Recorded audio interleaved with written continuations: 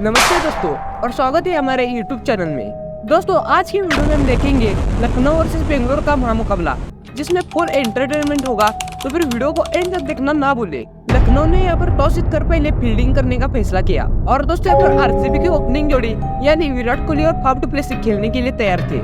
दोस्तों यहाँ पर मैच स्टार्ट होने के बाद डु प्लेसिस यहाँ पर डिफेंस का काम कर रहे थे और विराट कोहली हर ओवर में 10 से 12 रन निकाल रहे थे।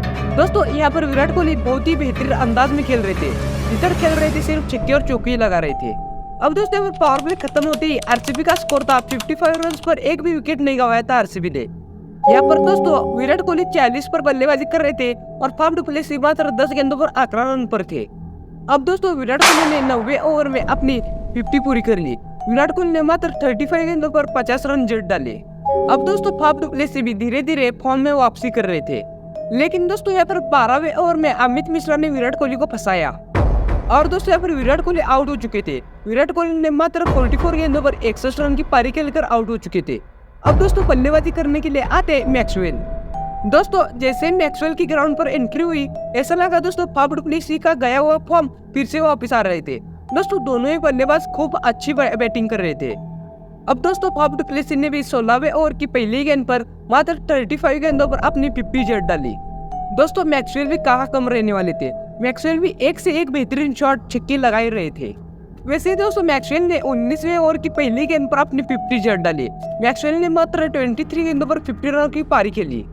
अब दोस्तों ऐसे ही दोनों बल्लेबाजों ने आरसीबी को एक अच्छी एंडिंग देते हुए आरसीबी का टोटल स्कोर 212 हो चुका था और आरसीबी की तरफ से सबसे ज्यादा रन फाफ डु प्लेसिस ने बनाए।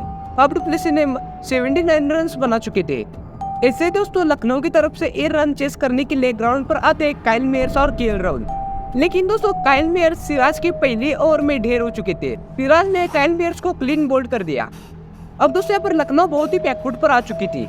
अब दोस्तों बैटिंग करने के लिए आते दीपक हुड्डा, लेकिन दोस्तों यहाँ पर चौथे ओवर लेकर आते डेवन पार्नेल। डेवन पार्नेल ने एक ही ओवर में एलएसजी को 2 बड़े झटके दे दिए।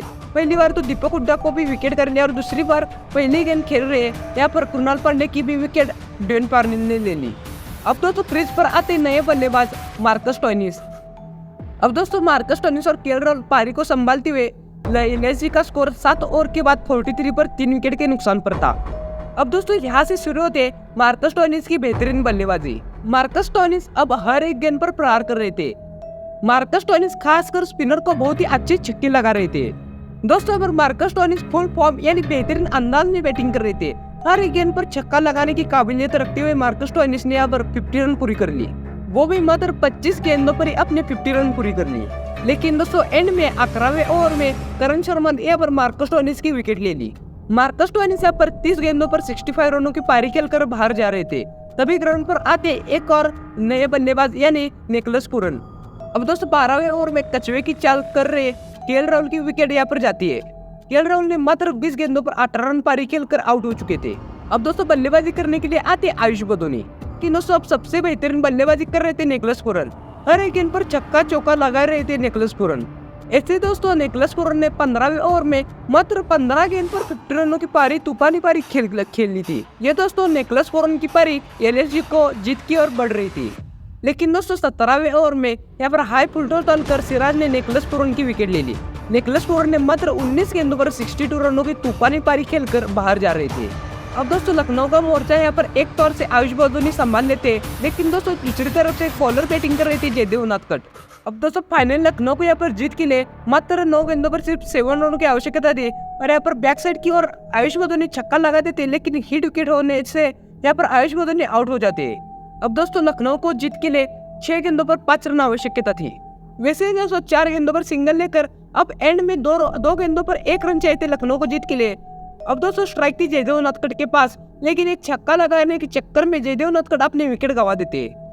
अब दोस्तों यहाँ पर 1 गेंद पर 1 रन चाहिए थे और क्रीज पर थे आवेश खान। अब दोस्तों आखिरी की गेंद हर्षल पटेल एक अच्छी गेंद डालते हैं, यहाँ पर बैट को मिस करती हुई दिनेश कार्तिक के पास जाती है, लेकिन दिनेश कार्तिक थोड़ा सा हम्बल कर देते हैं और थ्रो भी चुक देता है और यहाँ पर 1 रन चुरा लेते हैं। ऐसे ही दोस्तों लखनऊ ये मुकाबला सिर्फ 1 विकेट से जीत जाता है। तो फिर दोस्तों आज की वीडियो आपको कैसे लगी कमेंट में बताना ना भूले। तो अगर चैनल पर नए तो फिर चैनल को भी सब्सक्राइब कर देना। तो फिर मिलते हैं नेक्स्ट वीडियो में, तब तक के लिए बाय दोस्तों।